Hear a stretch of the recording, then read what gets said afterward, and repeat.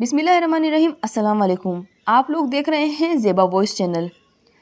तो आज का हमारा टॉपिक है कि अरब के अंदर बुत परस्ती कैसे शुरू हुई। तो वीडियो शुरू करने से पहले आप लोगों से गुजारिश है कि आप लोगों ने हमारा चैनल सब्सक्राइब नहीं किया है तो आप लोग हमारा चैनल सब्सक्राइब कर लें। तो वीडियो स्टार्ट करते हैं।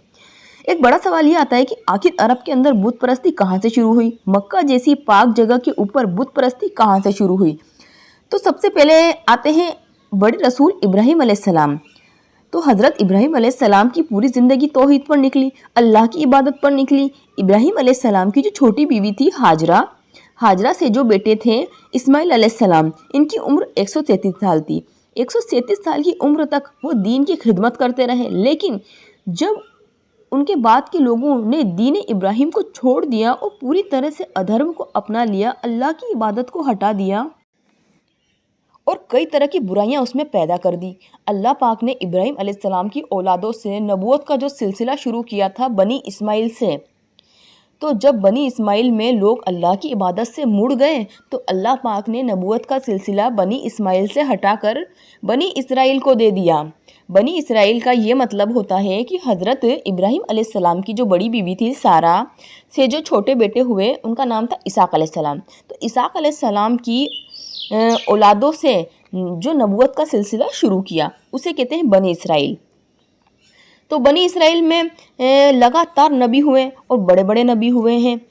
और बनी इस्माइल में इब्राहिम अलैहिस्सलाम और फिर 2000 साल बाद हमारे नबी हुए हैं। हमारे नबी सल्लल्लाहु अलैहि वसल्लम बनी इस्माइल से हैं। तो हम भी बनी इस्माइल से हैं। तो सवाल ये आता है कि सबसे पहले अरब के अंदर बुत परस्ती कहाँ से शुरू हुई। तो बनी इस्माइल के बाद में दीन इस्लाम को भुलाना शुरू कर दिया लोगों ने और कई तरह की बुराइयां पैदा हो गई उसमें। तो नबूवत का सिलसिला बनी इसराइल की तरफ चला गया। तो अरब के अंदर एक कबीला था, कबीले का नाम था बनु जुज़ाहा। तो बनु जुज़ाहा का जो सरदार था अमरू बिन लुहूज़। तो अमरू बिन लुहूज़ एक बार मुल्क शाम का सफ़र किया।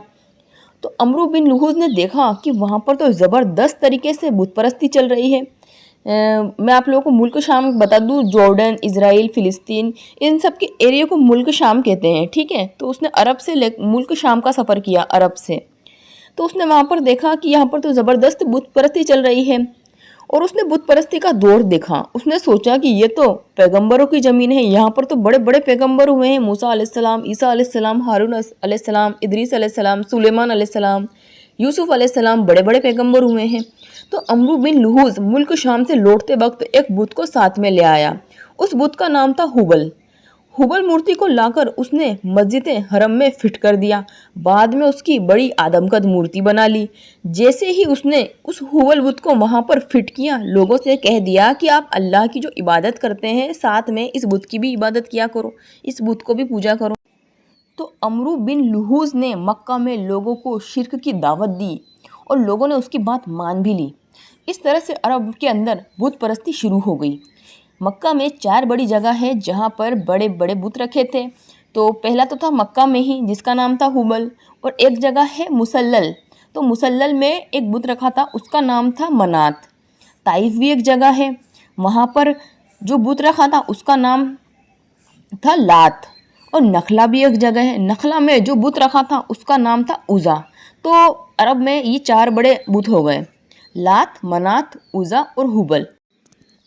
जब लोग हज को आते थे तो ये लोग उनको एक छोटा सा बुत दे दिया करते थे और कहा करते थे कि इसकी भी पूजा करो, और जब साल भर के अंदर आप वापस आओ हज करने तो हमारे हुबल की भी पूजा करो। तो इस तरह से घर घर में बुत परस्ती शुरू हो गई और अरब में बुत परस्ती शुरू हो गई। फिर उन्होंने बैतुल्ला में भी बुतों को रख दिया और 360 बुत थे। फिर हमारे नबी ने बुत परस्ती को ख़त्म किया, 360 बुतों को तोड़ा, हुबल को भी तोड़ा। फिर लोग सही रास्ते पर आए और अल्लाह की इबादत सही तरीके से करने लगे। देखिए अब कोई नबी नहीं आएंगे, हमारे जो पैगंबर थे वो आखिरी नबी थे। अब जो होगा वो क़यामत का दिन होगा।